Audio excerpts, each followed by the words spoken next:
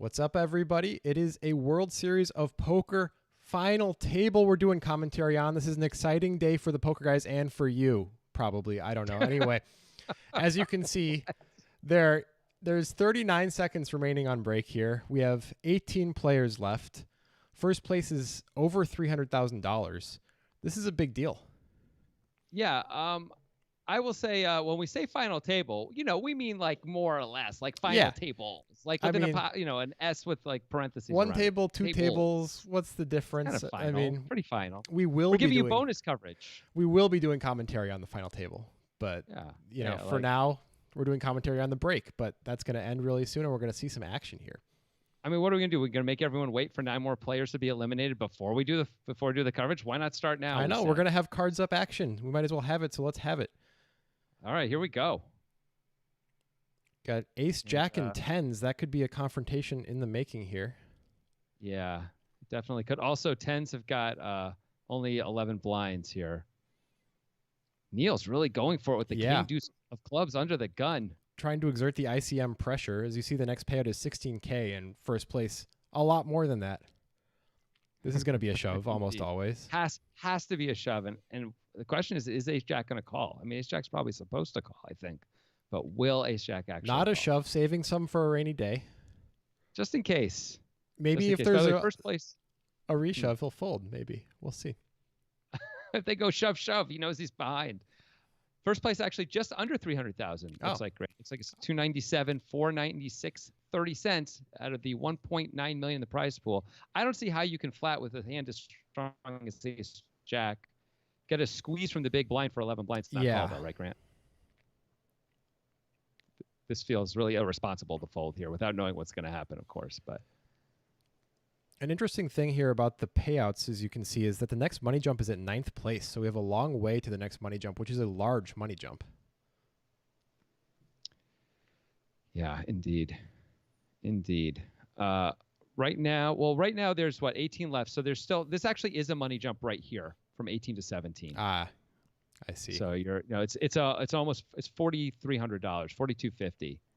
So that may be part of what's going on, but of course, I don't know how to pronounce this. Oh, wow. It gets the sitting out fold. He timed out. Wow. That's extraordinary. I suppose that might be an ICM move of some type. I guess. Maybe, you sit out. You use up as much clock as possible. Yeah. Is Ruziaki really trying to just ladder up here? Maybe. I mean, this could be the biggest score of some of these players' careers. We know there's some really good players who played this event. The final table is a requirement for the players to reveal their full names. So once we reach the final table, we will see the actual names of the players who are playing. Well, it's actually only the pros who are playing. If you're not a pro, you don't have to reveal yourself, but that's fine with us. By the way, here's yes, please. With aces and ace-9 suited for Neil in the small blind, I feel like we're heading for, oh my goodness. It's a limp. Is it too obvious, Grant? Yes. It feels too obvious. It feels like it to me, but it might work anyway. Find out. I mean, you still have an ace. You're like, I'm blocking the aces. Like, what else? I mean, come on. I just shove.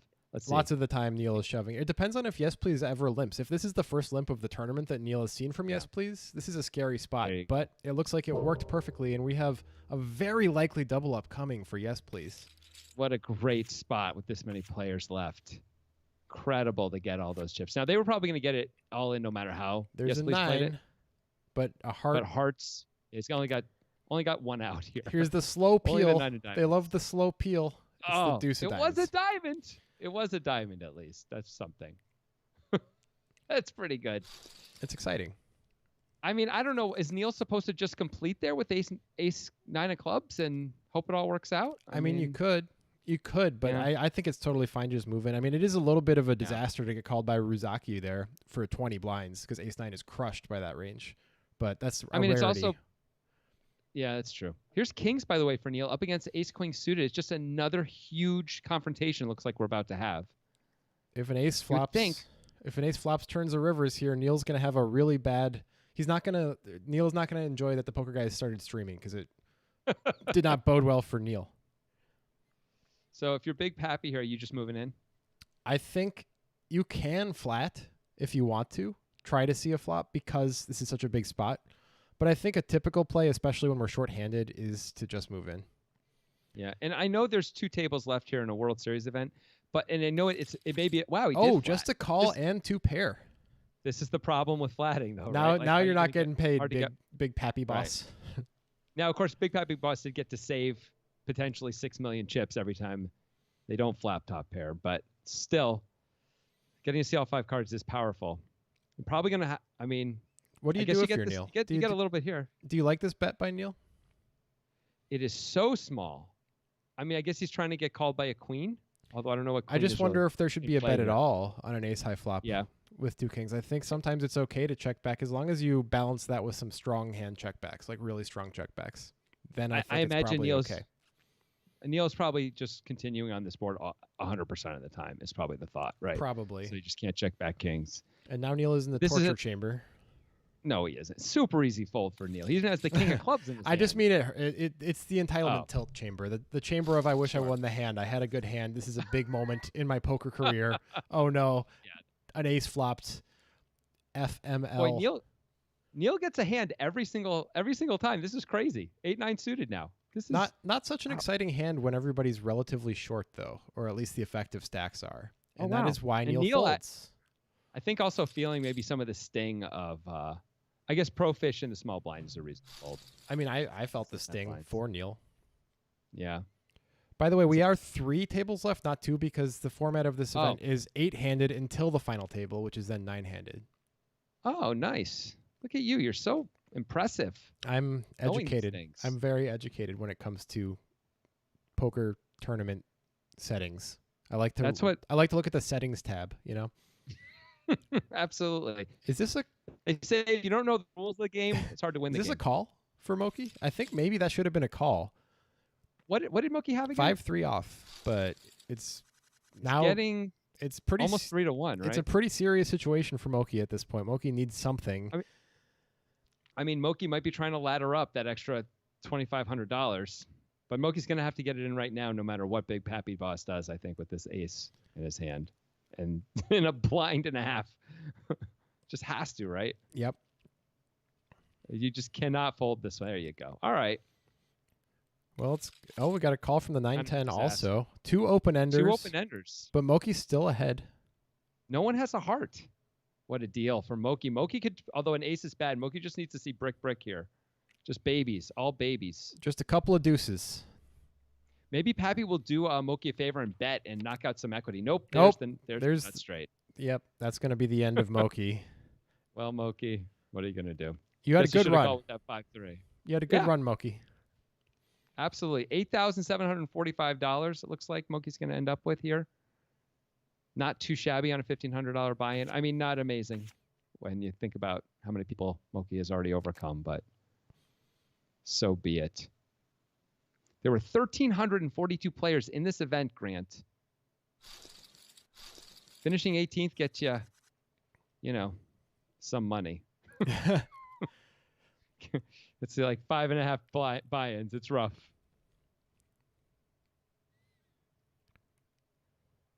So Neil could attack here with the ace blocker. It's totally reasonable to attack the cutoff opening range here. What do you think? I think you're right. I also think I just realized that perhaps the player count is not updating, and we might have actually 10 players remaining. Really? Yeah, because it still says 18. Oh, well, and there's 5 people showing, so it's. Yeah, I think we're on the final table. Yeah.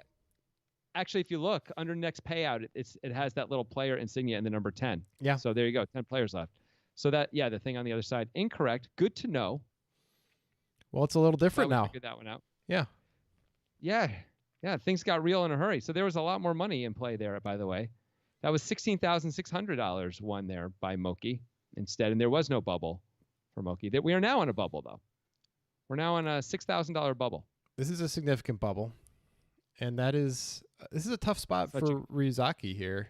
Feels like oh no, he called. Wow, feels like such a straightforward shove. And now I don't know how you get away from at least one street of value, probably 2. Although Ace-7 is not going for 3, that's for sure. I mean, 2 streets of value is all in though for Ryuzaki 1. Depends on the sizing. Neil sized way down before. Now maybe Neil was reacting to having kings on an ace high board, but it's possible that Neil tends towards smaller sizing. And as we see, that is a small size. This, by the way, same board basically as the hand when Neil had kings, ace, queen, X. Yeah. Ace, queen, baby. So Neil can't love his spot actually right here either with the 7 kicker. They're probably going to end up chopping a lot anyway, but that's a scary turn card too. Completes a lot of 2 pairs, and some king 10s could be there based on the sizing. You wouldn't expect a worse ace to be flatting pre-flop either. You expect it to be shoving or folding. So the 7 shouldn't really. I mean, you just don't expect you're up against an ace very often. Oh my gosh! Neil is just taking it on the chin in this stream so far. It's been rough. Well, Ruzaki, I guess dancing between the raindrops this time. This is amazing to have hit this deuce. All right, how much to bet here? I like that sizing. It looks like Ruzaki smashed that half pot bet button that we see so frequently in online poker. I'm not a fan of using the half pot bet button. I feel like even if it doesn't, I feel like it gives something away. It gives away that you're lazy. Yeah. Neil just like has to call here, right? Even though it sucks and you're usually losing, like your hand's just too good when you check back the turn. I mean, what are you beating? Oh my gosh! Great fold. I can't think of what you're beating, but I still feel like we engineered the potential bluff on the river we're supposed to call. But I mean, man, it's a bluff with second pair if it's a bluff, which is not a common sight, and especially not a common sight in a huge spot like this. People don't get fancy and bluff with showdownable hands as often in spots like this. I wonder if Neil's aware at this point, too, that Ruzaki is playing pretty tight and pretty careful, like just calling with the ace-deuce suited pre, for example. Boy, Ruzaki shoves there, either gets through without any issues or he gets the full double. But oh well. Well, is this an open? I think with Pro Fish in the small blind with such a small stack, I don't think you can open the queen 5 suited on the button profitably. I think you could probably just barely open it profitably, but it's fine to fold at this point. I'm not surprised at all that Ruzaki. I think we're going to see a basic flip for the final table right here. And here we are. It's pretty exciting. This could bring us to the final. $6,000 bubble right here, right now. King's holding right now, just the king high. Needs a jack or a 10. Away. Squeeze it slow. Squeeze it slow. Oh, I thought it was a jack. It's not. And we are at the final table. It's official. All right. That is exciting. Sorry, person who just lost. But it's exciting for everybody else, you know? Exciting for everybody else. Yeah. Everyone else just ladders up $6,200. And now, so everyone's got $22,900 locked up, but there's still almost $300,000 for first place. And don't look now, but that's João Vieira, who is one of the best players in the world, sitting there. In the, see who else is here. In the seat to the right of the bottom, yeah, João Vieira. We've actually done a breakdown for those of you who are breakdown viewers featuring João Vieira pretty recently from his World Series of Poker run in 2019. I think it was in a 6max event, like a 3K 6max, something like that. I believe that's right. They did a whole series of him inside the Mind of the Pro on that run, and he played amazing. One of the best things about this and him being here is that he normally takes several minutes really to make a decision, and he just can't do that online. So it's a gift for all of us, really. So it looks like there's a function here where there's some sort of game within the game where the players are opting to switch seats and they each get to choose one at a time. It's kind of like a white elephant type game. Super weird. Kind of interesting. How can that be in a World Series event? It's so kind of bizarre. It's kind of cool. I don't know. It's like an interesting element.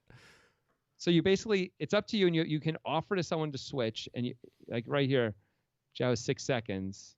Well, I think the person has to switch with you. That's why it's like white. It's like white elephant. Yeah.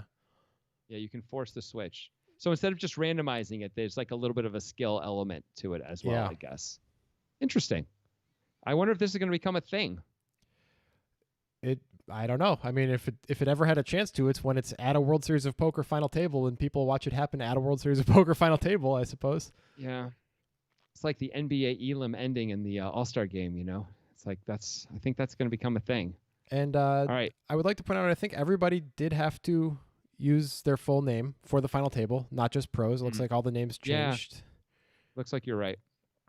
All right, here we are. Final table, World Series of Poker, 50 stack. All right. Here we go. It's called the 50 stack because they started with 50,000 chips each, but now everyone's got millions. That is now 1/10 of a big blind. So sick. 10 buy-ins are represented in the big blind. It is quite Which sick. sticks in. Wow. No one has a hand until we get to the button, and then everybody has a hand. There's the move in. We're going to probably get the fold from the king 10 and the call from the ace king. Easy call. Yeah. Just have to call this. Nothing to think about. And we have, it's kind of a fake flip, really, for Jose. A little unlucky that he's up against a pair here. Could have been up against any ace. Threes will. The peel. The peel. Oh. I like that peel. That's actually the flip that I lost when I was at a final table once. That's true. Oh, now I'm sad. I had the threes. The ace king won, though. The ace king had an ace on the. It was the double paired board thing, too. It was rough. Michael Clack something has ace queen. Good old Michael Clack. And we got tens here for Olivier Rebello. It's a great name. It is that sounds like a professional at something. I don't know if it's poker, but Olivier Rebello is a professional name. I mean, isn't almost everyone who's playing in this a professional at something? I mean, what kind of life are you living that you're not a professional at anything? Professional trust fund kid? I don't know. Does that count? Oh, maybe that's fair. And actually, a bunch of people in poker. Anyway, nice flop here for Michael Clack. I'm just gonna call him Michael Clack because that's all we got. Fair enough. The stack size is on the whole in this this event. Oh, this is interesting. So Clack checks the ace queen. And hits two pair. I'm gonna guess we're gonna see a small bet here, but maybe a little more chum in the water from Michael. Not sure. I kind of like the check from a pragmatic perspective, but I don't love it from a balance perspective. And then blew out of the water with a big bet. It was a really big bet. He bet 2/3 of the pot after checking the flop. It's strange. Yeah, I think he does better to bet like a third of the pot there. And he's got tens now, and it's just the best hand. This hand should be over soon unless someone gets a little wacky. Someone takes it to the streets. But I don't know if there's going to be a whole lot of taking it to the streets in the World Series, you know? Sometimes people take it to the streets. I guess they do, but it's been a while, you know? Jerry Yang liked to take it to the streets. He did not. That's a damn lie. He would like 7x it, and then he would bet 4 times the pot. That's taking it to the streets. I mean, he usually had a hand, though. Anyway, Here's Victor. Victor. I'm just going to call him Victor. Victor with a K. Definitely should be opening the ace on the button here. I know it's scary. It's just a shove. He's got 12 blinds. It's much easier to shove than to open, obviously. And he just folds. This is the fear. This is the fear of the World Series of Poker. There is a $9,000 money jump in play right now.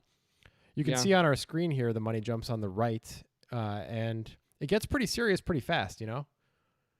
Yeah, it does. The thing is, don't you want to have a chance at the real big money? By the way, do you think Zhao has to call this? I think this is so much of a stack. Very close one. And I think it's a fold because it's so much of a stack. It is a fold. And I think Zhao agrees. Zhao probably correctly believes that he has the best chance to win this thing if he gets some chips among the players because he's a very good player. So he might not want to take spots like that because decreasing the variance is always good if you feel like you have an edge. Yeah, and like so he's just gonna in marginal situations he's gonna opt for the lower variance play basically, which is usually gonna be folding or checking back or something like that. Yeah, that makes sense. The stacks are actually pretty close, except for the big chip leader Olivier, if that's his actual name, Olivier Rebello, the Rebel. It's a cool name, the Rebel. Jose Luis with 2 blinds here. Yeah, gonna have to go with this one. And he's definitely getting called by at least the big blind. Yeah. He's getting called actually no matter what Olivier has. Olivier actually has a good hand. Well, it's a flip, and that's that. Not that's anymore. Gonna be tough to hit a 4. It's always tough. Always is. It's always tough to hit a 4, but it's fun when you do. I love hitting a 4. It doesn't look like a 4. Red was good. He needed it to be red, and it was red. That was a good start. But just like that, we are down to 8 players. One of them will win a bracelet, a real World Series of Poker bracelet. They will FedEx it to you. They are not screwing around. Don't lie, Jonathan. You don't know what service they use to send the bracelet. I saw the guy who won in the parking lot in Atlantic City. Oh, that's actually that's the American World Series. This is the worldwide one though, so maybe it's different. And I don't know what service he used even They then. used DHL. Okay, here's Yao. Classy. They are perfectly fine as a service. So Yao really has to open this hand. Well, he's hand is not. just way He wouldn't too be good. opening it because Martin Zamani has opened it with Ace 8. Oh, my bad. I was covered up for a second. Martin My Zamani mistake. with Sorry, slightly bigger sizing than you would expect when the effective stacks are so short. Most players are going to essentially min it at this point. Min it or shove it. Yeah. Yeah, I was probably just trying to decide actually now a call is problematic, a shove is problematic. Well, okay. Looks and like apparently we missed we just that had one. the feed is moving on. Yeah. That's what's going on here. Yao apparently folded. Yao folded. Yeah. I guess everyone folded and we're at the next hand.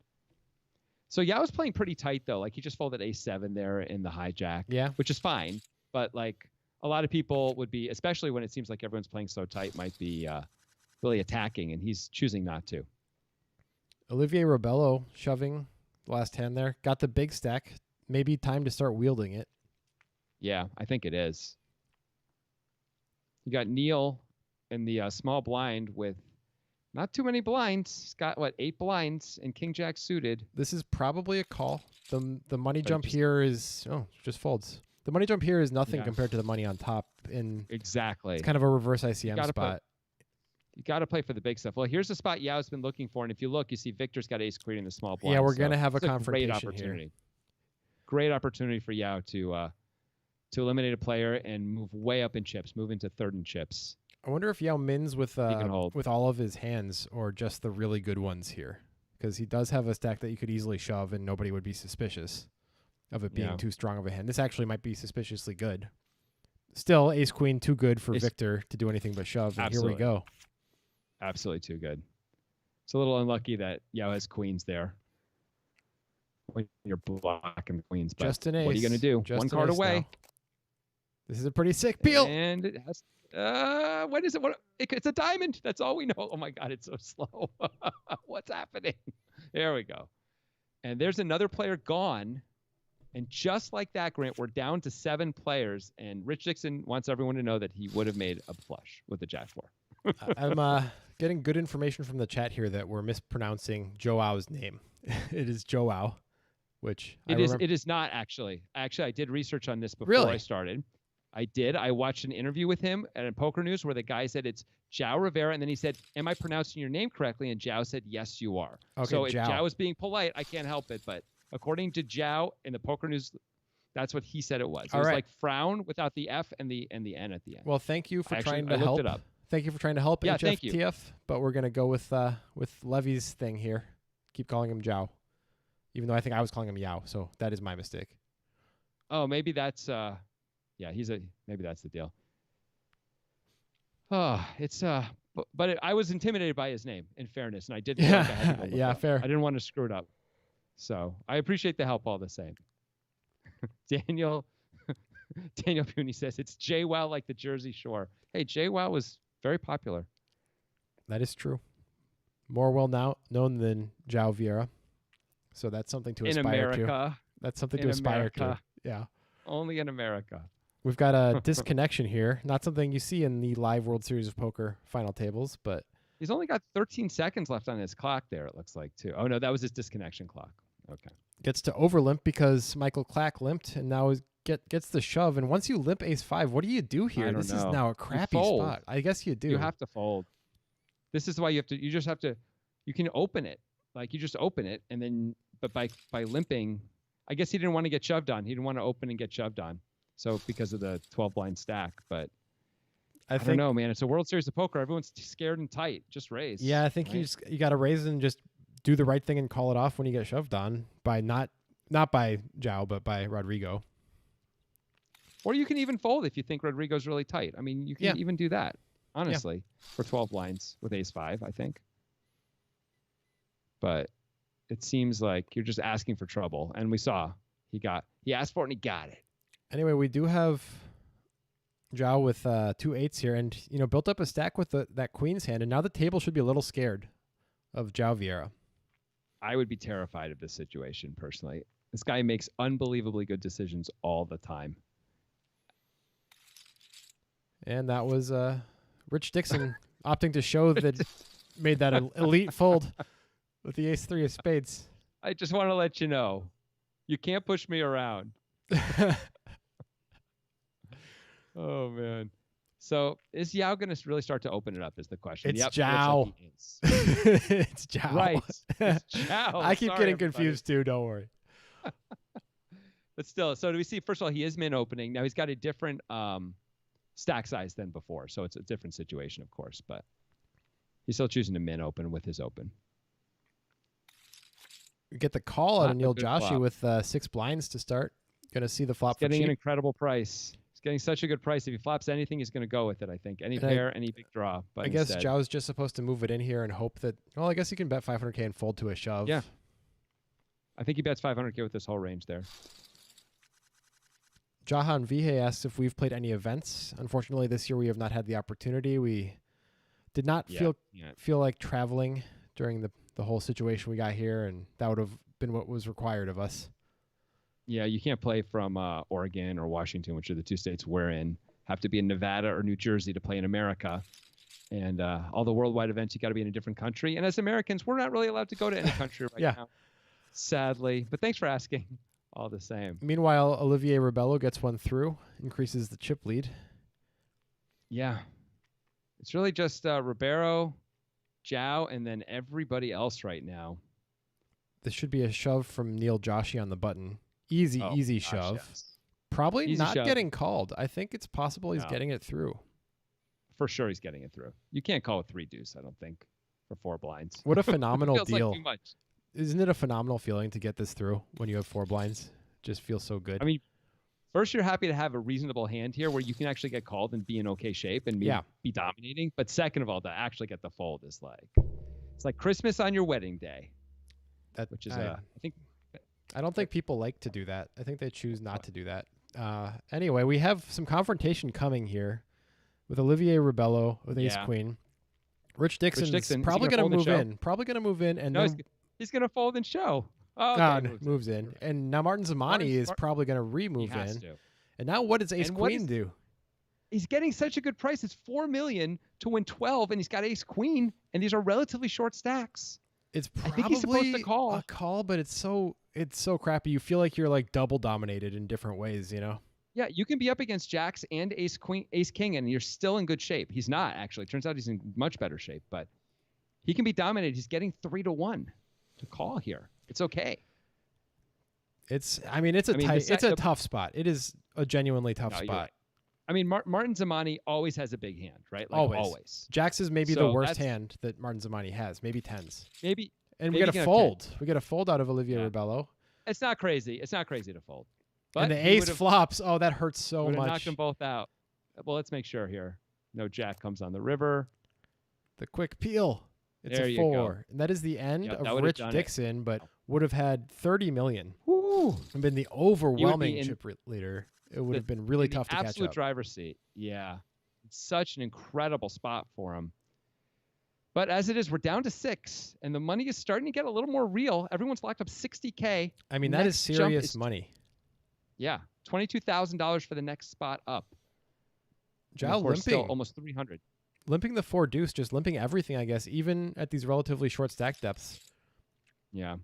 I mean, especially Rodrigo's stack being the effective stack there, just with 6 blinds to start the hand, and still Zhao limps the 4 deuce, hoping to see a flop. Just believing Rodrigo had 12 blinds. in his 12 blinds, excuse me. You're right. Yeah. I did a little different. Half of it, but still, with 12 blinds is a strange thing to see as well. It's a lot more understandable than 6 blinds, but all right. So here's another interesting spot for Zhao with the ace 9 and 2 guys behind him. Yeah, we might have a confrontation, but Zhao does let it go. This is a lesson for a lot of players here, that a player as good as Zhao folds ace 9 there. I'm not saying that's always the move, but it's okay to let go of a hand that you're supposed to be doing something else with, and in air quotes supposed to, when you feel like the spot's not right and your edge is better to push in other ways. Meanwhile, we have a set flopped for Michael Clack. Michael Clack loving this spot, but it's going to be hard to get any action. Tiny bet. But I like betting. Not even 2 back doors. Just the 1 back door for Olivier. Yeah, I like betting too. I don't know how he can call here. He does call, and he turns an open-ender. Ooh, this could really backfire on Michael Clack. A small bet. Is Olivier going to lead? Do you think Olivier will lead? That would be an interesting play on this type of card. He could also check raise all in if Michael bets, or check raise big anyway. Oh, He he leads. does lead. Nice call. Thank you. Michael just has to shove this, right? Yeah, an uncomfortable shove, I but guess just it's okay calls. to- And well, the Oh, straight the board doesn't is get scary. But there. Is the board Olivier going to go for terrifying. the bluff here? This is going to be amazing if we see a bluff here. I think he's going to go for it. I think he's going to go for it. He knows he's no good right now. He got called on the turn. He never thinks he's up against a hand as strong as it is. He can reasonably fold out a jack if he shoves. I think he's supposed to go for it. If Olivier does go for it here, it tells me that he's not playing with as much caution as a lot of these players, and maybe gives him a much better chance to get first place, even more so than just having the chip stack that he does. Yeah, I like that thought process. You have to be willing to gamble a little bit here, Make the right play at the right time, even if it hurts so bad when it doesn't work out. Yep, and take some big swings. Ooh, doesn't take the swing. I don't see Michael betting. I see this just going check. Yeah, Michael just calling on the turn, which of course I was talking about him going all in, but of course it's reasonable to call there too and lay the trap for the big stack. And then the terrible card comes. Jacks now for Olivier, although, yeah, I think he's going to get the action from Jack 10 and probably knock out Neil Joshi on this hand. Yeah. This might be the end of by Neil far Joshi. the short stack. Yeah. He should be happy to call it off here with Jack 10 suited, I think, with 6 blinds. It's like the most common favorite hand in poker, Jack 10 suited. Hell yeah. Against the least common favorite hand. It's right. Everyone loves Jack 10 suited. Everyone hates Jacks. It's just because of expectations, though. Everyone thinks like Jacks is like going to Bermuda. Jack 10 suited is like, I'm going down to, the beach, and I don't know even if it's how hot it is. But it might be great. It could be great. Jacks, I'm disappointed when it isn't. It's going to be turn card. We got one heart. It's a 10. All right, 2 outs. Yeah, 2 outs. You know how slow the squeeze is coming, right? It's coming real slow. It has to be black, though. It's red. There's no 10. And we are... All right, we are down to 5. Just like that, the next person is getting paid $82,510. And how much is at the end of that thing? 25 cents. All right, that 25 cents just for good luck. And that's the 5th place finisher, right? Yeah, the next person out. But they're already playing basically for another $31,000 right now. It's just a lot of money. Like on the turn of a card, it's pretty exciting, I must say. Yeah, it's quite exciting. Well, not much for either player here. 2 back doors for Michael, but I don't expect to see a ton of action from Michael, that is. Cause Martin betting pretty big. Michael could float once. He could float once, but it's reasonable to fold, yeah. With the 2 back doors, just see if Martin bets again. Yeah. 2 7s for Olivier. Whoa, Ace King for Martin Zamani. Ace 8 for Zhao, although I don't think Zhao's going to get an opportunity. Ace 3, though, is the one who opens. Goodness. This is a strange thing to see. And Olivier just folds the 7s. Wow. Him and Martin could have gotten into it if he 3-bet there, or even just called. What do you think about this open from Rodrigo? This is just like trying to bully the table without a stack, basically. Well, it looks strong. It does look like it looks strong enough to get Olivier to fold 2 7s. So I guess in effect it worked in that way. Works really well in that way. You just got unlucky that he ran into Ace King, right? Yep. And now we have 10s. We might see a confrontation with 10s against the Ace Deuce suited. That's possible. Yeah. 10's by far the best hand at this point. And going 2.5x here for Martin. Going a little bigger than like someone like Zhao. Yeah, Martin's been 2.5xing. He's the one I was talking about earlier with how it's a little bigger. Oh, and we do have the raise from... Wow, all right. This is like a standard combo to choose as your light 3-bet. This is cool. Oh, and Martin knows that 10s are good enough. I love it. It's easy to tighten up right there, especially with the 5 million stack of Rodrigo, Martin's thinking, we're 5-handed, 10s are just way too good. That's that. Yeah, you just have to... He put the money in pretty fast, maybe so that he didn't have a chance to talk himself out of it. Be like, it's $31,000 the next pay jump. What am I doing? I mean... If you think about it, you can't really beat any value except pocket 9s and pocket 8s and maybe pocket 7s, right? I mean, you can flip with Ace King and Ace Queen. Yeah, and all their values crushing you. I'm just saying. So I can understand why you have to be like, all right, I hope he has some bluffs here. You need to have at least some bluffs. And we're seeing Martin Zamani opening it up now. Yeah. So maybe Martin also a player who's going to go for it here. Flopping a gut shot while Olivier flops top pair. I'll tell you what, if he hits his gutter, it's going to be Armageddon for Olivier. Look at this sizing. This is massive. He loves betting big. He just bets bigger than everybody else. Remember in the blind versus blind, he also bet like almost full pot. King 9 with the sheepish call. I could tell it was sheepish by the way he put the chips in. I doubt Martin's going to continue here, but he does continue. Wow. Continues huge. This is going to work a lot of the time. I don't think you can call unless you know a lot about Martin Zamani, and I don't know if Olivier does. It's really scary. Olivier folding those pocket sevens tells me he's going to fold King 9 right here. Let's see if we're right. He wishes it was pocket sevens right now. That would be nice. Yeah, this sucks.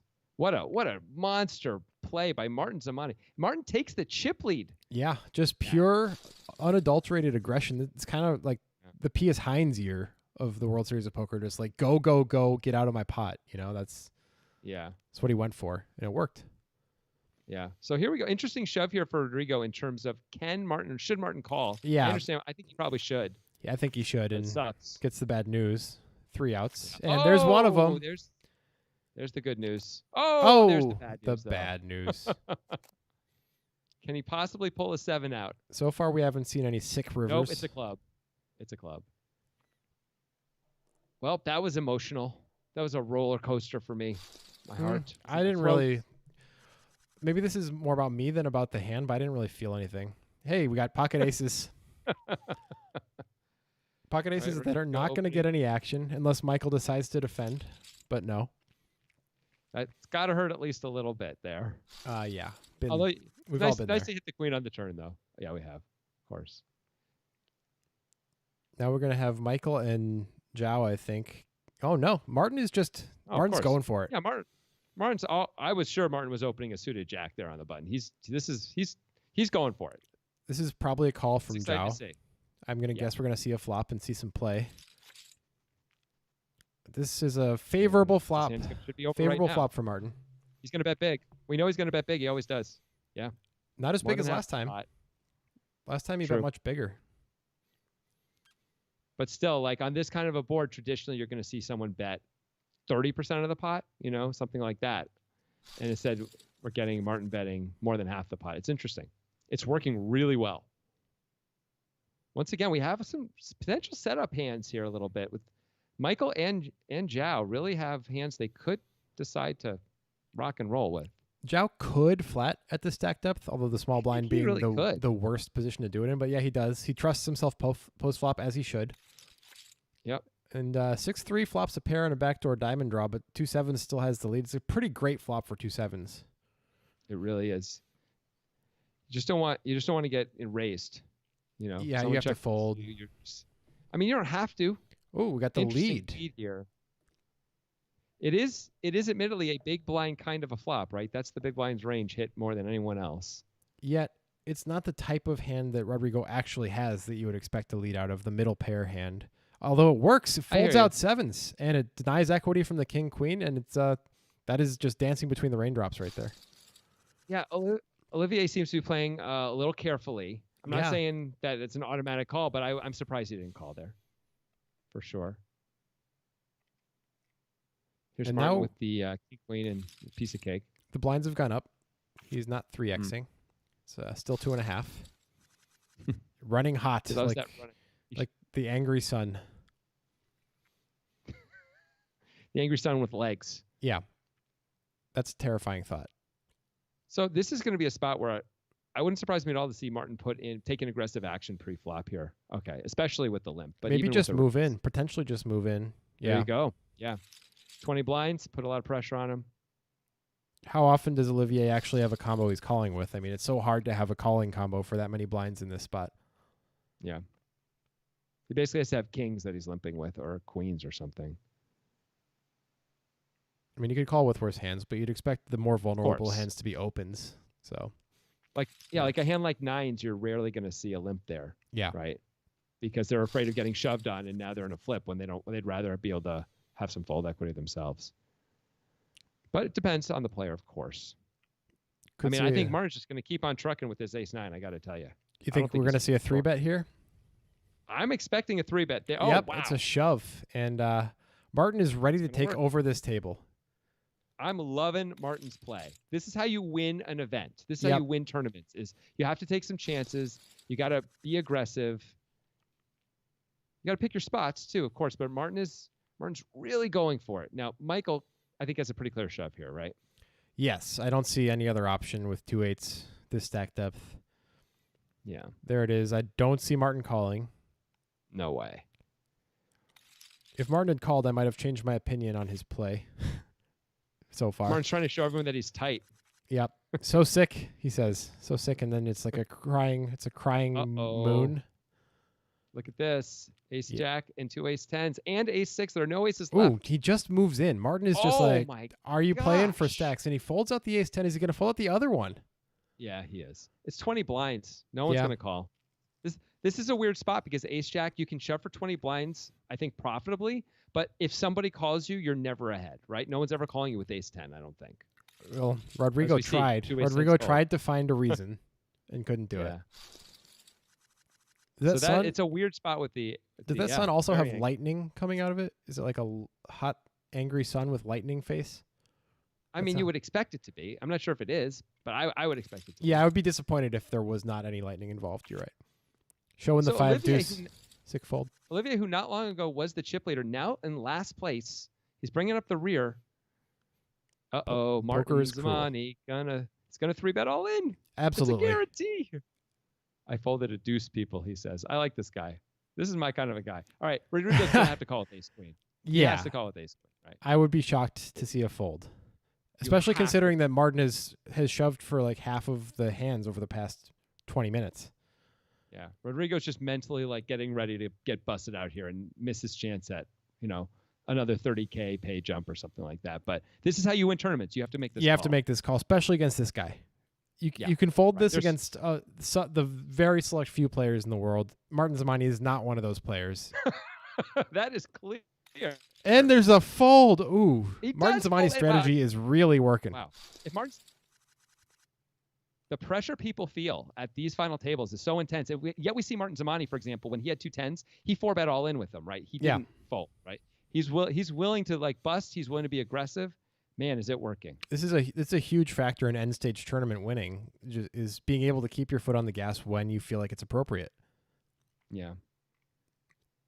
Michael Clack is, going for it here with the King 10. He's going to get it through, but it's nice to see that he didn't shy away from it. Yeah, I agree. I don't know what's taking so long for Martin to fold. I think he just wants to make it look like he had a decision. People do that. I never think it's important, but people definitely do that. They do. You see it all the time. Martin's going to raise again, right? Yep. Not a shove this time. No, he didn't shove last time either. Is Zhao going to shove? Because, I don't know, Rodrigo probably folds if Zhao shoves, and then Martin's probably going to fold too. Yeah, Zhao does move in. Yep. I'm going to guess Rodrigo's throwing this one in the muck if he folded that ace-queen. I think definitely if he folded that ace-queen, this is a worse situation. And Zhao has been tighter, much tighter than Martin. Zhao hasn't played any hands, basically, except those. And he does find a call. He goes for it. This could be the end. There's 7s left in the deck. It's going to be the end of Zhao. Oh, he hits one. He flops a 7 anyway. Oh, it's so unlucky for Rodrigo. Just a jack. Just a jack is going to save him. Jack. Oh, it's a jack. Oh, man. Oh, down goes Zhao. What an unbelievable hand to get us to 4-handed in this event. Yeah. I can't believe it. Wow. I can't believe he rivered that jack. Wow. And we lose the great Zhao. Yeah. I'm a little sad. I thought Zhao was going to win this. I'll tell you what. I really thought Zhao was going to win. Me too. Hey, Martin Zamani actually has a hand. That's a dangerous combination. It's weird that Rodrigo folded the ace-queen and then decided to call with the ace-jack. Maybe he changed his mind and thought that was a bad fold. And that's decided consistency is not as important as making the right decision in the future, right? So. Yeah, absolutely. But it certainly was. I'm not sure that was. It was inconsistent. I'm not sure. I don't know if that was the right decision or not with the ace-jack. I actually agree with you. I think that's more of a fold for sure. And ace-queen is a definite call. But the way that it worked out. Point, I mean, Martin's opening so many hands, such a high percentage of hands, that Zhao's going to be attacking that. And you've got ace-jack and only 20 blinds. It's not unreasonable to get it in there. Yeah. But it is a World Series event too, man. Whew. That's a place where I would have called instantly with the ace-queen and probably would have folded the ace-jack, honestly, if it was me. But And we have Chris maybe C in the chat saying, and they just figured out how to say his name. It's a good point. Hey, it feels good though. Yeah. Feels good. Just as he gets busted. Ooh, 10 deuce of hearts with a monster flop. This is probably a check raise, but the stack depth might be a little scary for that. I think it's probably a check call. He's got showdown value. Martin is liable to keep betting, but you have to be willing to call 3 streets on some runouts against this guy. I don't know if you can call 3 streets with just a deuce, but you're hoping Martin isn't going to always triple barrel, basically. I think Martin is always going to triple barrel. That's what I think. Well, and he hits the 10. Although Martin's probably going to... Is Martin going to bet? It's got to be a close spot here for Martin. I think I think he should bet. I think he can bet here, try and get value from a 9. I like this value bet. And it's not going to work out. Very sad. Wow, and what a swing. Rodrigo goes from being the short stack to now having all the chips. That's a lot of chips. He's got the other 3 players covered at the table combined. He's got more than half the chips in play here. He's now the favorite to win this bracelet. Wow. Things change so fast. Martin thought it's online, so it doesn't feel as impactful, but this is real money we're playing for. This is a real bracelet we're playing for, and these swings are so fast and they feel so almost perfunctory, but this is life-changing money for these players in some cases, and definitely bankroll-changing money.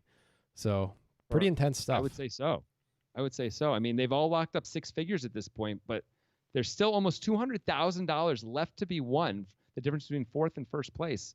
That's huge. Yeah, big time.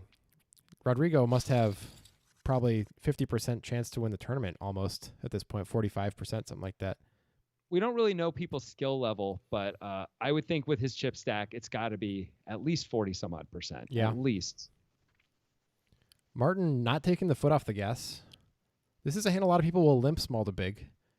And that's part of why. Michael's done. He's done with this. Well, if he's going to be done with Martin, he's at the right spot at the table. He gets to make the decision after Martin pre-flop every time.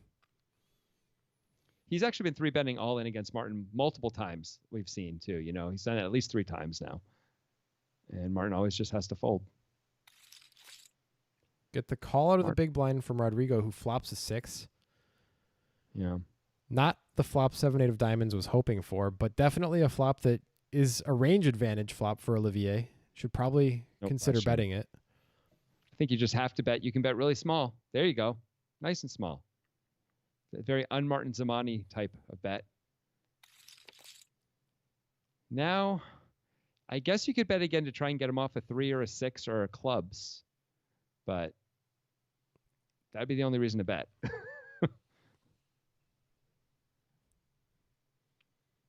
Yeah, this is a great card to bluff, of course. Yeah, let's see. We didn't see Olivier pull the trigger in maybe a tournament-changing pot before when he had the ace-5 against Michael. I wonder if he'll find that trigger here. 2 million. 2 million. That's all you got to do. It's going to fold out 3s and 6s for sure. Maybe some other small pocket pairs. You could go 1.4 million maybe if you're trying to fold out that type of range. Yeah, you're right. You should probably either go a little smaller or a little bigger to try and hit a king, get a king out of there too. But he has to bet, right? Oh, he went a little big. He's trying to fold out a king. We did not. Ryan Christofferson asks, "What do we think about Olivier's check against 7-7?"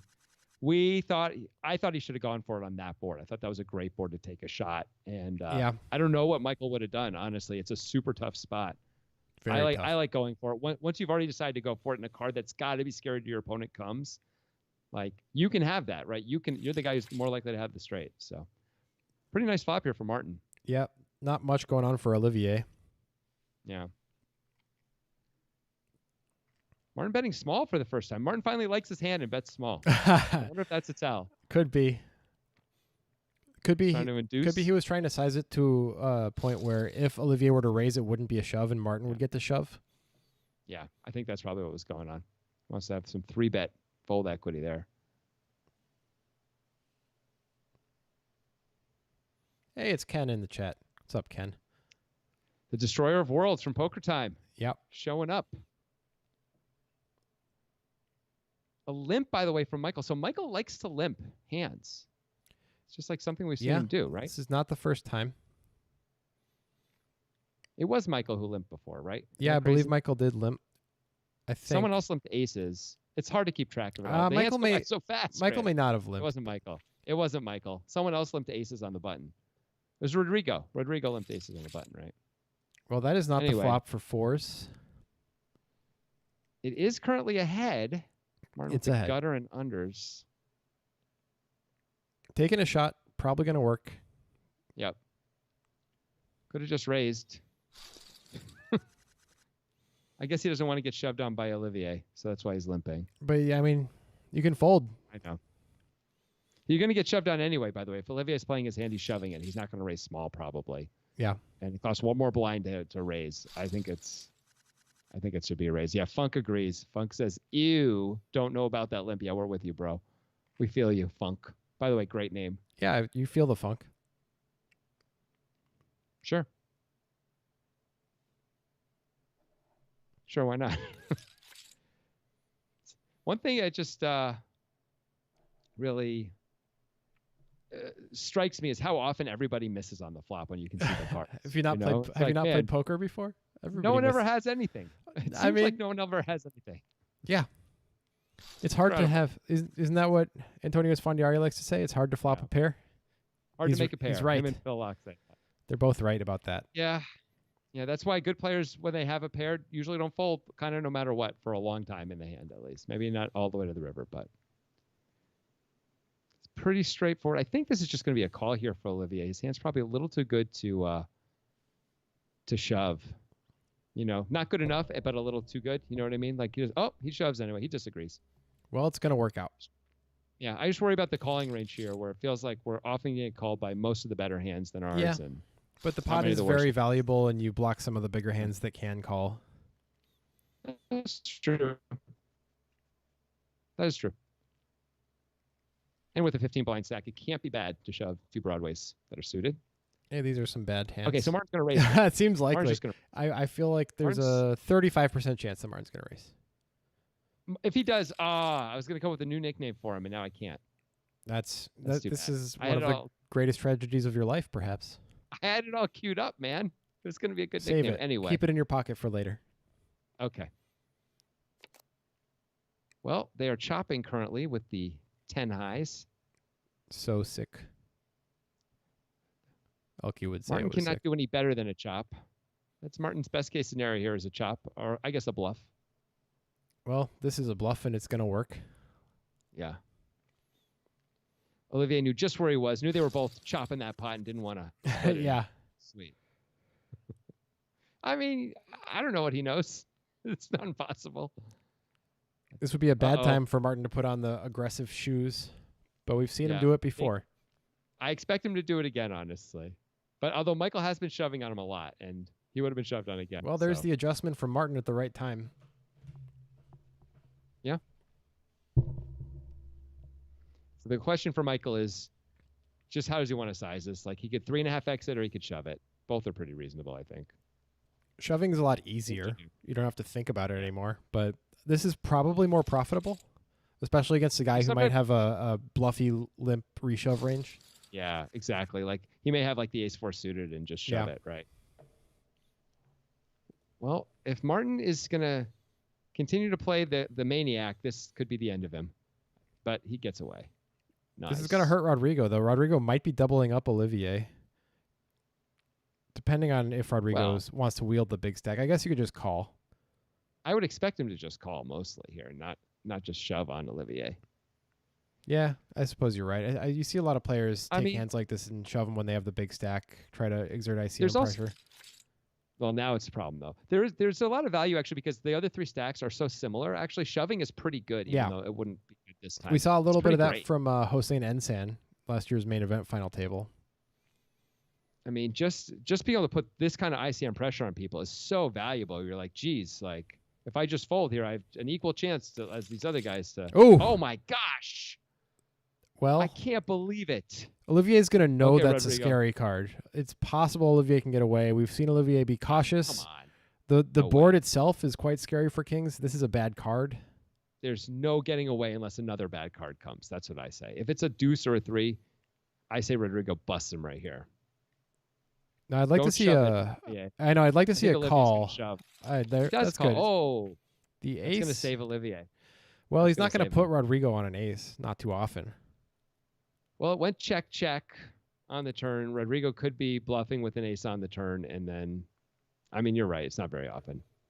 But Rodrigo deciding to move him in when the ace comes, where Olivier has a fair amount of aces in his range, it's pretty strong. But still, the story isn't great, right? What's Rodrigo supposed to have here besides trip eights? Like, he doesn't have like Olivier has all the big aces, not Rodrigo. I could understand Olivier calling this off for sure here. I think it's pretty reasonable. It's just a spot that you feel so bad after you see the hand that you called down, and you're like, why did I do that? I know. But if you fold and you don't, I mean, he gets to see this, so that's nice for him. But if you never get to see it, you're like, maybe I just cost myself the tournament by like folding in that big pot. No, you're right. It sucks either way. That ace might just save him though. I don't know if you're in this spot, what are you doing? It really depends on the opponent. Rodrigo, I don't have enough data on Rodrigo. I think I'm calling Martin Zamani. I'm not 100% sure about Rodrigo. What are you doing? I'm definitely calling Martin Zamani. I don't know what I'm doing. I mean, the thing is this. Now we're down to all we can beat with kings is like missed draws, right? Like a 9 isn't doing this. A 7 isn't doing this. But a 10 is. Like, it's just like 10s and 6s. He finds the fold, and diamonds, I guess. Finds the fold. Great job. Look how he minimizes the damage. That was incredible. They're on break already? I feel like that couldn't have been an hour, but I guess it was. It's been an hour, man. Wow. Wow, that was a lot happened in that hour, dude. We went from, like 10 or 12 players down to 4, and we saw some crazy, crazy big plays. I can't believe that Jack on the river, or was it? Yeah, the Jack on the river for Rodrigo to bust. Yeah, that was Zhao. That was kind of heartbreaking to me. Zhao, I wanted to see Zhao operate a little bit more, want to see what he could do. Yeah, but in fairness, Rodrigo got it in with by far the best of it and was really unlucky when there was only he was dead to 2 out. I mean, he was live to 2 outs there, and one of them came on the flop. So it's that is heartbreaking though, to get that close and to be Zhao, where you're like, oh yeah, I can win this. I've already won bracelets. I know how to win bracelets. Yeah. Also, I'm an online god, by the way. In case you're wondering, yes, I am. I'm an online deity. So that is really something else. Yeah, Ryan Christopherson, says, this has been a great final table. I agree. Yeah, been a lot of fun. So much action. We didn't get to do this, but we watched a bit of one of the final tables last Sunday, the Super Turbo, Hyper Turbo, and man, it was kind of a crap show. I don't know if I'm on YouTube anymore. It's it was everyone was short. It was just jam. I don't know. It wasn't that this has been really interesting, and we've got to see like different strategies in play. We got to watch Zhao make all those big folds pre-flop. We got to watch Martin Zamani really try and put the pressure on everybody. I'm loving this. By the way, the next time we're streaming is going to be on Sunday. It'll be the conclusion of the opener, which was delayed for a week. So we're not sure what time on Sunday that's going to be, but that'll be the next time you see us. And then next Wednesday, we're doing the $2,500 Six Max, I believe, that should be a fun one. That should have some really good players, I would expect. Oh man, I would expect. Yeah, like there's a great chance the final table, and we're probably going to be doing, down from like 10 on down is my guess, because it seems like that's how we go these days, are just going to be full of like big name or super tough players. So that'll be a blast. It'll be a lot of fun. Ooh. Man. So, all right. So they've currently locked up $113,700 basically. There's $300K for first, $215 for second, $157 for third. Grant, you've actually been at a World Series final table, right? You were there with 5 left, and where the payouts were actually not too dissimilar to this, now that I think about it, if I recall correctly. They were pretty similar, yeah. Yeah. What kind of strategy, or is the money playing into it at all in your mind if you're playing here now? I know it wasn't at the time, but now that you're sort of like looking at it from, with some wizened perspective. I don't know. I can see the prizes at all times right now. When I was at that final table, I was intentionally not looking at the prizes, not knowing the prizes. I mean, I know there's ICM spots that I should be aware of the prizes for, but I just felt like it would weigh on me mentally a little bit too much and decided it would be better not to know.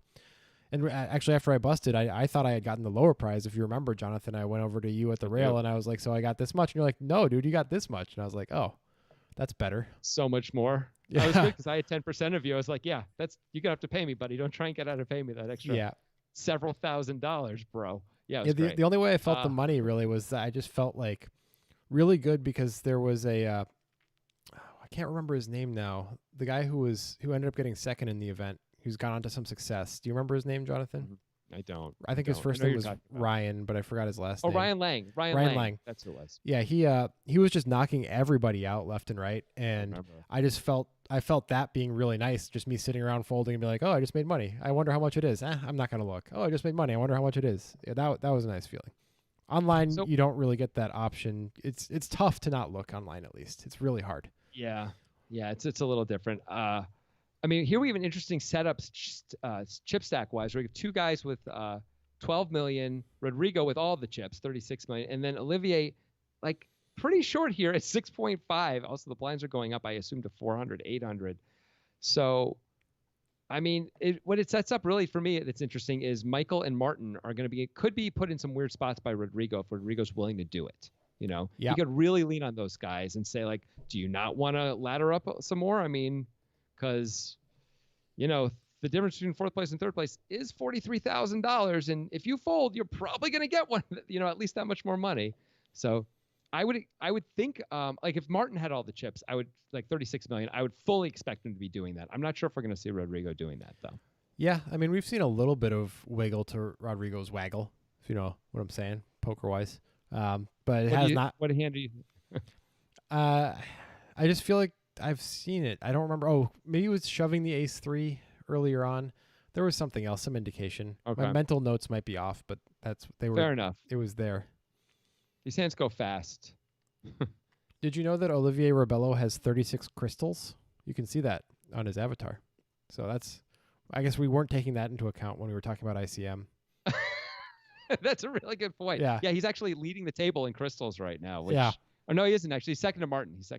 Although well, Martin doesn't have crystals. He's got like is that like a crosshair? Stones? Crosshair? Maybe it's stones. Maybe it is. It's like a sniper sight. It's either a sniper sight or a brick. It's definitely one or the other. Well, I guess we're gonna find out what's stronger, a crystal or a scope for a sniper rifle, because we're back from break. That's right. Spirituality or violence? What wins? We're going to find out tonight at the World Series. This is a much bigger deal than we thought. So Rodrigo, I think this is a pretty straightforward shove, and of course Olivier is going to have to call off with this hand. I would be shocked to see a fold. Spot. It's really a dream spot for everyone here except for Rodrigo. Like the other two guys can hope Rodrigo busts him. Olivier's pretty happy to get it in here with ace-8. Well, that is incredible flop. The 5 puts him ahead, but no, that's it. Over. That'll be it. And the ICM gets more interesting. Michael, Martin, and Olivier, all the same stack size now. This could be good for Rodrigo, even though he doesn't bust. Even though those 13 million would be nice to have in a stack, he could just lean on these guys. Although I see him fold so fast, maybe he's not super interested in that. Oh, I'm learning from the chat that the numbers on the left of the players mean VPIP. That is interesting. Oh, would offer we did that. not know that. Yeah, Ryan, thank you. Thank you. You know, we don't get GG poker in America, so yeah, we don't know anything. But that is an interesting thing for just to be out there, just to be known. I guess it expects that many people are just using HUDs anyway, so might as well. Yes. So Olivier here, the pride of Canada. Yeah, the great one. So I kind of like a check here from Martin, like a cagey little check. Let's see if he does it. I do too. I don't expect to get called by worse hands too often. Maybe some tens. Just a 10, right? Yeah. That's all we're targeting. I guess there could be some draws, but you'd expect the draws would almost always continue here. You can get value from a 10 on the river most of the time. And of course, if we get raised, it's just we're in the most horrible place ever. But he is going to bet. He bet small. Interesting. He bet less than half pot. That's interesting. Trying to get a 10 to call. I guess that's most of it. Charging the draws. So Ryan Christopherson continues to give us GG poker information. Apparently, you cannot use either. Robert Chung is also explaining no HUDs So they give you a little bit of data and let you take notes on people, basically, because you Okay. don't get a hub. But you do get the VPIP. It's weird, but okay. Well, this is an interesting flop with Martin Zamani being the one in the lead here with the 5 high. Michael, knowing just gives up. Interesting. I wonder if Michael's going to bet. I think he should. He's got the king of clubs. He's got the... Ooh, what a turn card. If Martin starts betting now, it's probably not going to work out for him. Now, 2 streets might work on a bricky river, but he's still, checking it. He's still not giving interested. up. Yeah. He's not trying to steal right now. And there's the nut straight for Michael. Maybe Martin takes a shot after all these checks, though. It's not crazy to take a shot here. I like taking a shot. He was the pre-flop raiser. He has plenty of kings in his range, and he does go for it. Michael could even raise because he has the king of clubs, but I think he's just going to call. Yeah. Because, it's so hard to get value with a raise. And you're not really going to push a king off. Oh, he does raise. Interesting. So hard to push him off a chop. Martin's not going to fold Broadway, right? Right, and he's not going to call with 2 pair, so yeah, I don't. Yeah, you need him to have a set. He might fold a set. Might fold a set too. I know. I mean, he really might fold a set. He's probably folding a set. Yeah. I don't know if I love that raise. Yeah, me neither. But I like that. But oh well. And Michael Clack is gonna Michael Clack. Well said. By the way, Rodrigo again not really putting any pressure on here. So Michael limps and Rodrigo just checks it. True. It's fine, but it's just opportunities to really widen the lead. It worked post flop though, I guess so. Funk says Martin will never check 3 times in a row. I guarantee. So far, that has proven to be correct. It's hard to check 3 times in a row. I understand. I get it, Martin. I'm like you, man. Just like that young punk Eric Seidel who keeps betting into Johnny Chan. Just can't help himself. As long as you have Johnny Chan's got the discipline to check it down all the way. He does. Surely everyone knows that's a Rounders reference, right? Of course. Rounders isn't too old for people to know what it is, right? I don't know anymore. I don't know. I've been indoors for 4 months. I don't know anything. Okay, Olivier, he could just shove this. I think this is a shove. It's just so much easier than trying to deal with navigating post flop against an aggressive player with a really bad weak ace. There's nothing really protect against in terms of stack size stuff either. You have the same stack as 2 other guys. This is probably a shove also. Yeah, let's see if Olivier finds it, because we have seen Olivier take the cautious route so far at the final table. I mean, we're 4-handed with ace 10 and 15 blinds. It's just there it is. There it nice is. Job. All right. We like it. Not going to get called. This is, of course, the problem. Ace jack's probably calling. Ace nine's probably folding. But, oh well. It's too good of a hand to not do this with. I agree. Poker's funny that way. It is weird, man. Olivier back up in second place here. We've had a bit of evening of stacks. Martin is now the caboose. He's actually significantly shorter than the other 3 players. Yeah, he's got the shove stack. Jack 10, flopping top pair here. Not much for Rodrigo.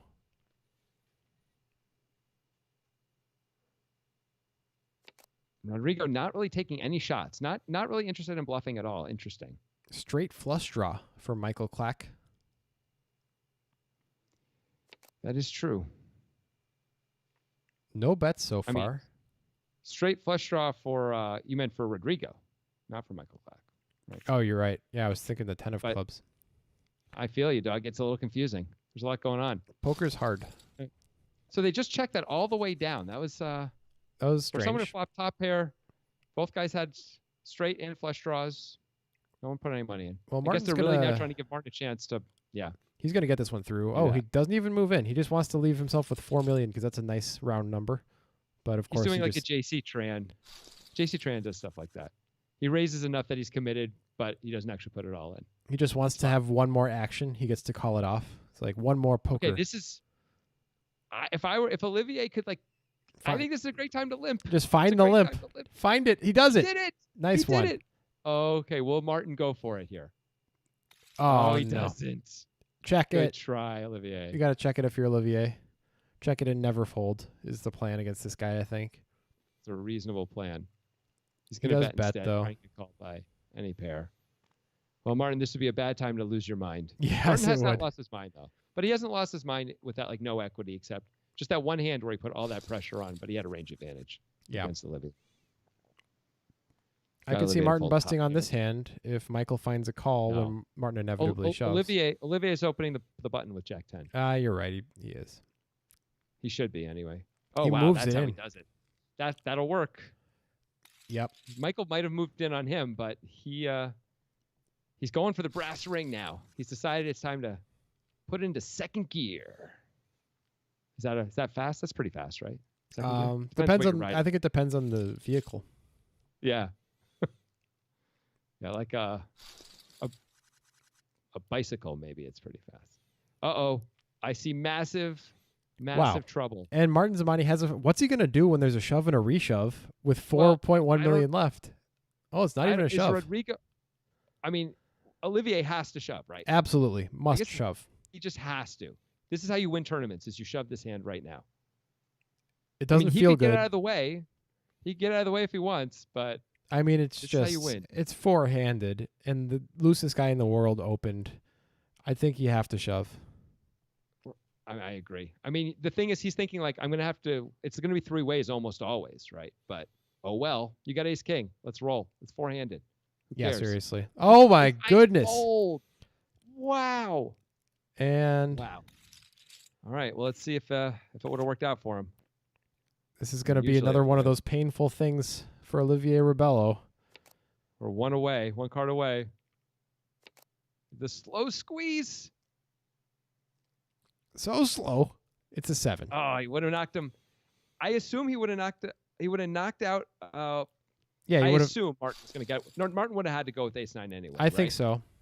Yeah. It's not 100% actually. Martin could fold to try and give Rodrigo a chance to knock Olivier out and ladder up, I guess. But Martin's the kind of guy who goes for it, so probably not. That is the second time that Olivier had a chance to win a massive 3-way pot pre-flop and didn't take it. What was the other hand? He had, what hand did he have? There were 3 players. He would have beat both of the other players. He had pocket sevens. It was ace queen. It was ace queen. Chris C just said in the chat it was the ace queen hand. Oh, really? Yeah, where he was against Jackson king queen. He opened, king queen shoved, Jacks reshoved, he folded. And we thought he had a pretty straightforward call because of the price. It was close actually. We thought it was close. But it was like 4 million to win 12 million. It was close, but it was probably a call. Yeah. Well, Funk says Olivier doesn't deserve to win playing scared. He may be playing scared, but he is in third. He's finished at least third. Yeah, he's here, man. Look at what he's doing. He's got 156K locked up. That's pretty damn good. Still pretty good anyway. And who really deserves to win poker anyway? If you're playing poker, you're probably a bad person. So you don't deserve it. You don't deserve anything. None of us deserve anything. Totally reasonable things to say. Yeah.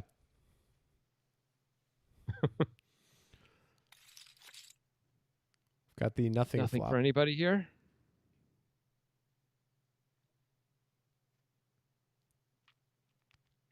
Is Michael Clack going to be the new guy who goes for it? Doesn't seem like it. Are we going to get a new guy who goes for it, or are we just going to see a little bit more passive play with the departure of Martin Zamani? Probably some more passive play would be my guess. Probably. I mean, once again, Rodrigo's going to be in a great spot to put pressure on whoever is the number 2 chip stack. And actually, these guys have similar stacks, which I guess they're about to. Just putting pressure on both of them. It's a great opportunity. At the same point, you don't want to overplay your hand too much. You play too much. These guys are like competent and good and are going to play back at you at least a little bit. We've seen Michael doing that with Martin Zamani, for example. He definitely played back at him a fair amount. So it's an interesting tightrope to walk. I definitely have many times been the big chip leader in a tournament and decided, all right, time to run over everybody. Yeah, and then it just backfires. Yeah, sometimes it works. Of course, this is an extraordinary ICM spot that you usually don't get the option to run over everyone in. It's usually much, much less. It's like the bubble of a World Series event. Okay, it's like a $2,000 bubble, not like a $100,000 bubble like we're on right now, or ladders.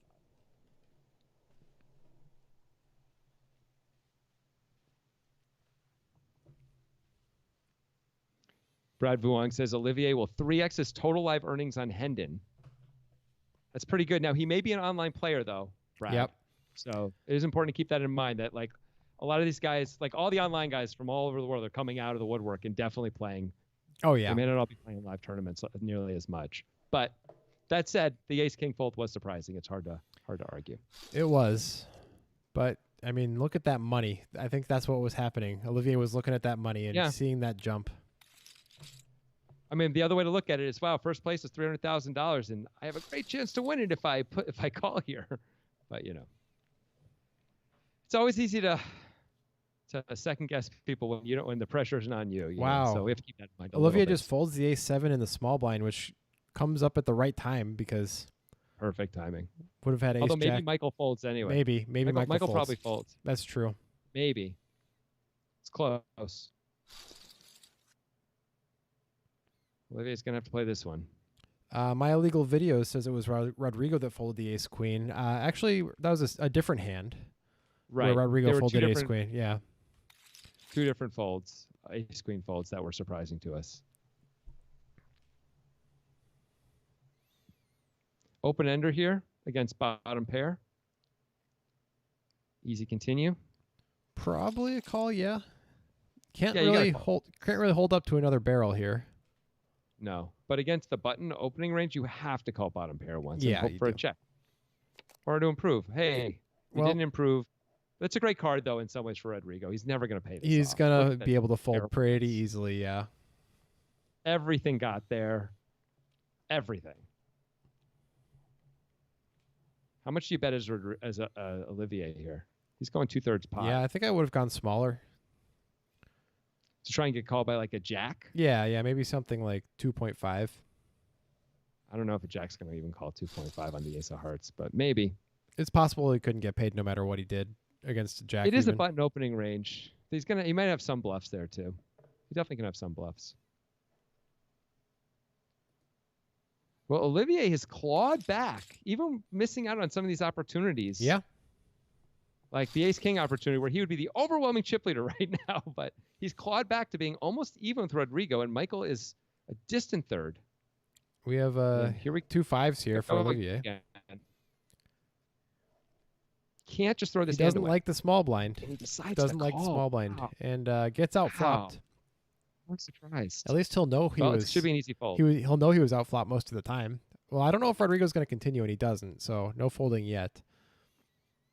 I mean, I could see Olivier deciding to bet here to deny equity, but he checks. Rodrigo should bet to deny equity himself now, and he does. Yeah. So Olivier was calling there just to set mine. Seems like it. It's tough, man. I guess they have enough blinds where they were about 30 blinds effective. I guess he can call 2 blinds there to try, or blind and a half to set mine. Yeah. But man, that's close. Feels like you just do better with the three betting there. And Michael limping with the ace-jack. I guess he's really... The thing is, Rodrigo's never raising. We've seen this over and over from the big blind. In blind versus blind. He's just always checking it back. So... I don't know. Michael could have just... I think like a jam, honestly, better than the limp. Turns out he's going to lose this pot now, too. Baby bet. And he does get some value out of him. Nice value. Yeah, good job, Rodrigo. All right, Michael now with 16 blinds. King 6 off. Could shove it here. I think it really depends on what I picture my opponent's doing. And I think against these two guys, I would have opened it just like Michael did. Neither of them have been particularly aggressive or willing to call down. I don't think you should be shoving King 6 off, by the way. We have wow, and he just kings. Again. Well, at least he's balanced. He's consistent. And he gets the nightmare ace high all diamond flop with no diamonds in his hand. Sometimes it doesn't work out when you slow play. Well, at least it checked through. Maybe he has, I don't even think he can bet again, though. I mean, he just has to check and... Well, he never bet in the first place. So. You're right. I mean, you're right. That's a good point. Yeah. He never bet. Just calling. And the diamonds come in for Michael. Michael with the 5-6 off is going to end up winning this pot against 2 real hands. 1 premio. Wow, just like that's what we said. It's like a saga of passive decisions by Olivier at this final table, and none of them have worked out in his favor so far. It's true. It's true. If he just took the bull by the horns, he would be in great shape here. Wow. That was kind of a big bet for Michael with the 5 of diamonds. Interesting. I'm surprised he bet that much. Hey, Whoa. kings again. Uh-oh. Kings against deuces. Uh-oh. I don't think Olivier is going to go with it. No, he's not. And I don't think he Rodrigo's should. just going to 3-bet this. I don't think he should. Rodrigo's going to 3-bet, and Rodrigo like never 3-bets. I don't even think you can call the set mine here. Yeah. No, and he does let it go. I like how Olivier played that one. Yeah, me too. Me too. Yeah, Rodrigo 3-betting is just a disaster.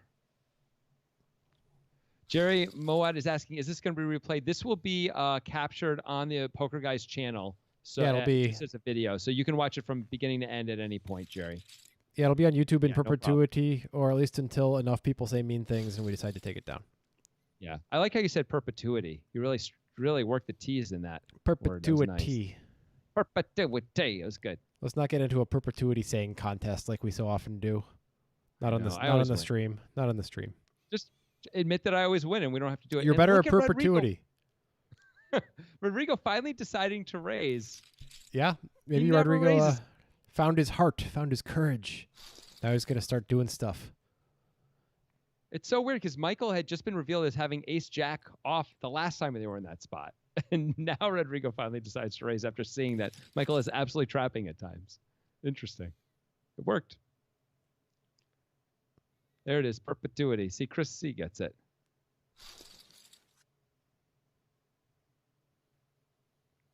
Nice hand here for Olivier.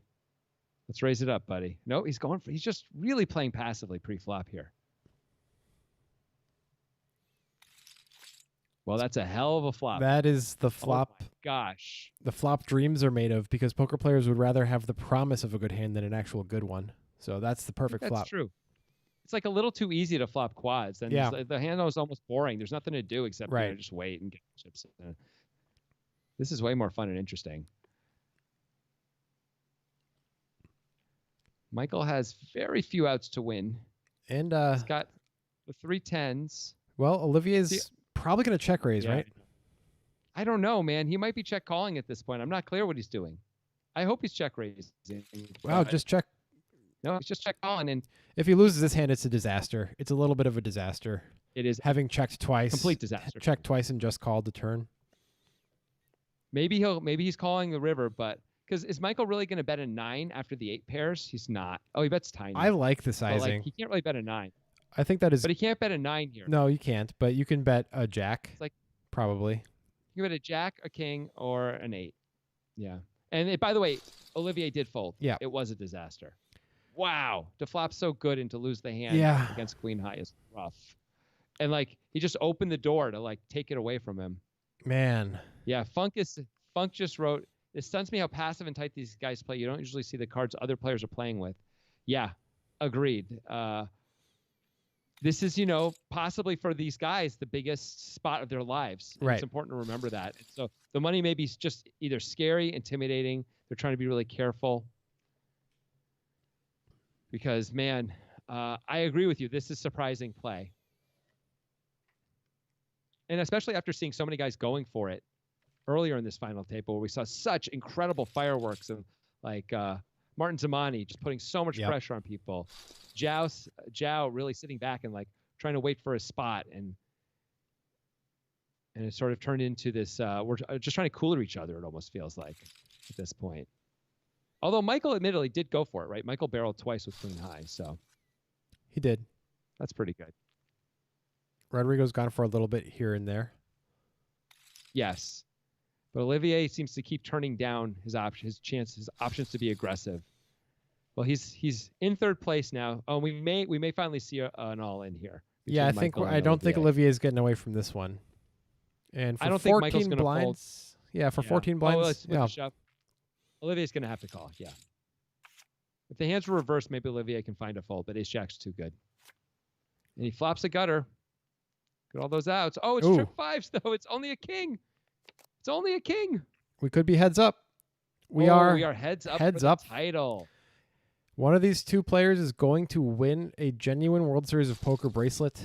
That is very exciting. It's hard to argue. That is pretty darn cool. Still a lot of money to be won as well. We're about 30 blinds effective here. Heads up battles are interesting, and the tone that gets set early can really affect the way it goes. Agreed. Totally agree with you. Are you going to have a limping strategy on the button? Are you going to raise every button that you play? Are you going to have a mixed strategy? And what sizing are you using when you open? Are you going to 3.5x because it's heads up and you're the small blind? Looks like Michael is going to 2x.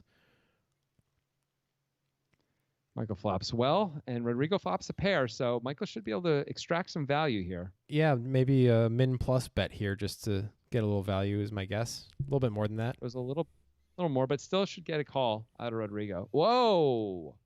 Color me surprised. Well, you can't fold this hand yet, Michael. This hand is way too high in your range. This is an interesting raise. I suppose the main point is equity denial, and now you got to fold the 3. No. Now I don't know about this.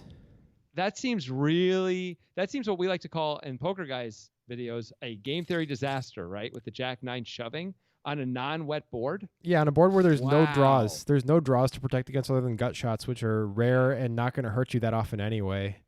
Yeah, that seemed like called by a worse hand. It could be the nerves, heads up for a bracelet. Yeah. Flop top pair, get check raised, freak out a little bit. And now he limps with the jacks after raising. And it's a disaster flop. Well, it's unlikely Rodrigo has an ace. The chat actually Rodrigo checks back a lot. The chat does not like the shove with top pair. The chat is not letting me. We are very confused also, for sure. So that is a really surprising. It seems so clear that that's a call. And then if you think you have the best hand, you get to not fold. And that works out really well most of the time. You win a bracelet. And if you do, and if you don't have the best hand, well, by shoving, you're going to get called anyway. Maybe you fold out Jack 10 once in a while. Speaking of shoving, that's probably it. We have Michael shoving the ace 5 for 26 blinds effective. I know we're heads up. Wow. That seems like a lot. Well, it's a lot. But it's not terrible. It's probably in snap shove. It's probably an okay snap shove. Yeah, I think that's true. Oh, I guess snap shove wouldn't have it. But GTO, it's probably okay GTO-wise. Profitable to do that. But, wow, Michael's really got the chip lead now. Look at this. He's almost 2-1 over Rodrigo. It goes so fast, man, in these online games. Wow, I'm surprised he didn't call there with 9-8. It seems like a pretty good hand. Does. Speaking of pretty good hands, they both have pretty good hands here. Yeah. I wonder if Michael will raise or just check it back and see a flop. He sees a flop. He flops well. It's a big deal. If he raised, I think Rodrigo was going to shove on him, and Michael probably would have found a fold. Instead, he gets the flop top pair. Just don't raise yet. Just call. Oh, just call. I have a feeling he's going to raise. He did. He raised. Well, Rodrigo could put him on diamonds. There are a lot more draws this time than when Rodrigo raised against Michael. Yes. And since Rodrigo's the kind of guy who raises bottom pair in this spot, he might have decided Michael was too, but he didn't. He just let it go. Wow. So far, Michael has mostly had the best hand, but you know how it is in heads up when you just lose every pot and maybe the other guy always had the best hand, but you just feel like you're getting owned? I hate that feeling. Absolutely. I hate that feeling. Absolutely. You don't know if you're playing terribly or not. Yeah. Queen 4 pair just proves pretty strongly, and there's no way Michael can fold yet. No. He's going to have to call this one. Oh my gosh. Well, at least the Queen 4's value is diminished. Queen 4 knows that's really, yeah. Queen 4 knows it's not a good. He's block betting, and he's going to get raised. He's probably going to be able to fold with some ease when he gets raised here. Yeah. It's reasonable for Michael to put in a big raise here, trying to get, maybe even move in, just to try and get called by trip sevens. See if he can end it. He does. There's no way Rodrigo's going to call with a queen, though. No, right? can't. This is like his can't call unless you misread the board, maybe, and forget that the sevens matter and make it so you don't have a really good 2-pair anymore. I would hope that since we're heads up for a bracelet and $300,000, that Rodrigo can read the board. You would think, but maybe this is a time that Rodrigo is least likely to be able to read the board. They're playing still for $81,000 and the bracelet. They're heads up, and Rodrigo's down to 15 blinds in a stack. Man, oh man. Got a gut shot here for Rodrigo and bottom pair for Michael. Now an open ender. Now it's an open ender for Rodrigo, yeah. Michael just checking, and looks like he's in bluff catching mode. Rodrigo bets pretty big. Oh, great. Great river from Michael. I like a check here, Michael. Give Rodrigo a chance. Give him a chance. Oh, he bets tiny. Oh, that's interesting. So he's trying to induce, you think? I Oh, it worked. It works. That's it. Great job. That is the game. That is great job on the end, Michael. A bracelet for Michael Klatcher. Congratulations to Michael Klatcher. Almost $300,000. And the hardware. And that cool graphic that we're seeing right now on the screen, which is, that's really what people play for, is that sort of floating crown with the gold rainbow behind it, I would say. Personally. I like that. Well, for those who weren't listening on the break, we will be back on Sunday to do the end of the opener, which was delayed from last week. Then we'll be back on Wednesday again next week to do the 2506 Max, which is maybe the one I'm most excited for the whole series. I think it's going to be some really good players, some really fun play. So hope to see all you guys there. And that was fun. That was fun to do commentary on a World Series of Poker final.